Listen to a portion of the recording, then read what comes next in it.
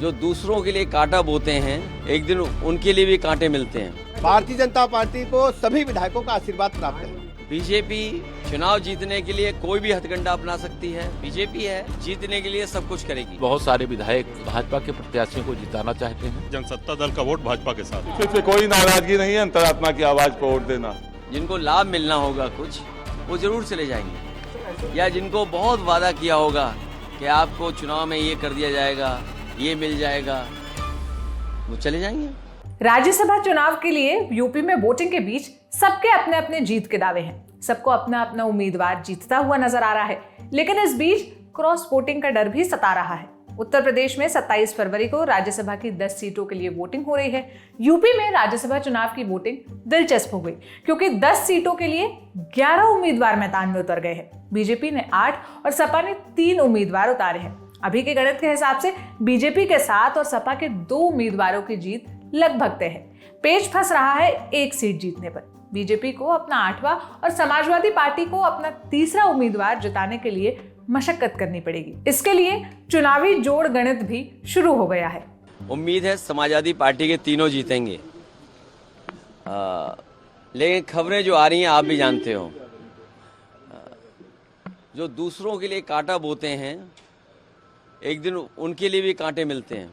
BJP चुनाव जीतने के लिए कोई भी हथकंडा अपना सकती है, कोई भी लाभ देने के लिए आश्वासन दे सकती है। बीजेपी है, जीतने के लिए सब कुछ करेगी। जिनको लाभ मिलना होगा कुछ, वो जरूर चले जाएंगे, या जिनको बहुत वादा किया होगा कि आपको चुनाव में ये कर दिया जाएगा, ये मिल जाएगा, वो चले जाएंगे।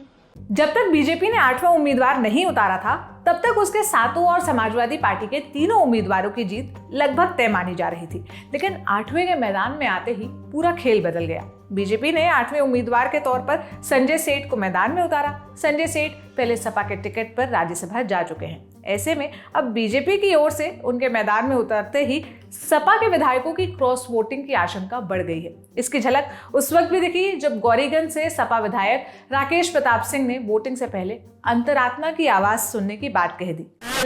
कोई नाराजगी नहीं है, किसी से कोई नाराजगी नहीं है, अंतरात्मा की आवाज को वोट देना है।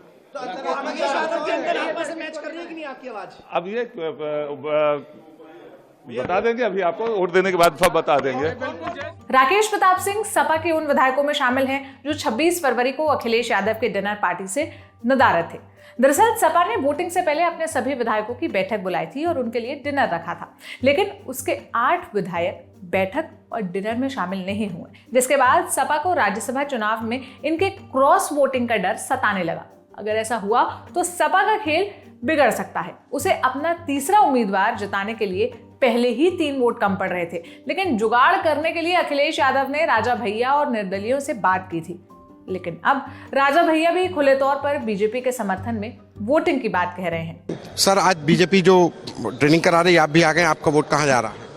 नहीं, ट्रेनिंग का तो हमको नहीं पता है। आपका वोट कहाँ जा रहा है? हमको भोजन पे कहा गया तो हम भोजन करने आए हैं। दूसरा, जनसत्ता दल का वोट भाजपा के साथ है।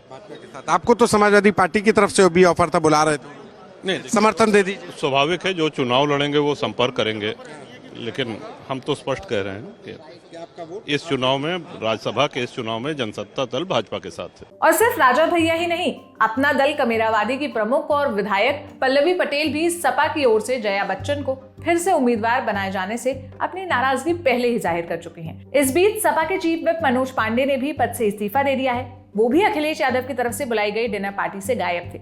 मनोज पांडे ने अखिलेश यादव को अपना इस्तीफा भेजा और साथ ही मनोज पांडे की पिछले कुछ समय से पार्टी से नाराजगी साफ तौर पर दिख रही थी।